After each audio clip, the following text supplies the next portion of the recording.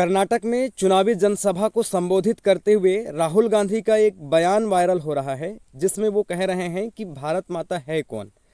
भारत माता जिसकी आप जय बोलते हैं, वो भारत माता है कौन, इसके बारे में वो सवाल कर रहे हैं। इसे आप जरा सुनिए।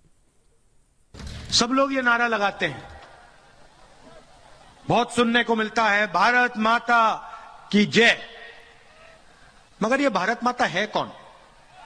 ये है क्या? सवाल है।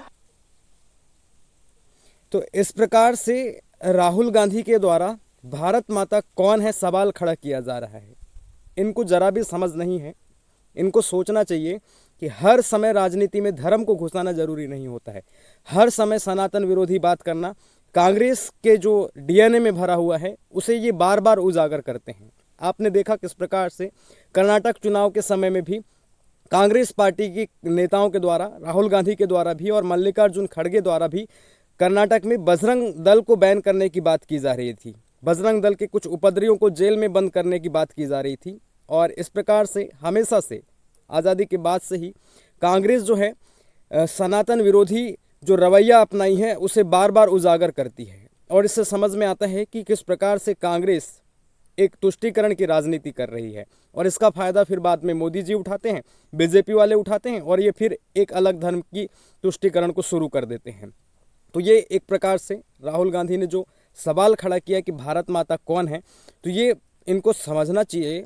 इतने दिनों से हम भारत माता की जय बोल रहे हैं, हमारी अपनी भारत भूमि है, उसे हम भारत माता मानते हैं, उसकी हम जयकार लगाते हैं, उसे जय बोलते हैं। इतनी सी भी समझ इस नेता में नहीं है और बनने चला है देश का प्रधानमंत्री। इनको समझना चाहिए, सोचना चाहिए कि हर समय सनातन विरोधी बात करने से सत्ता हाथ में नहीं आएगी।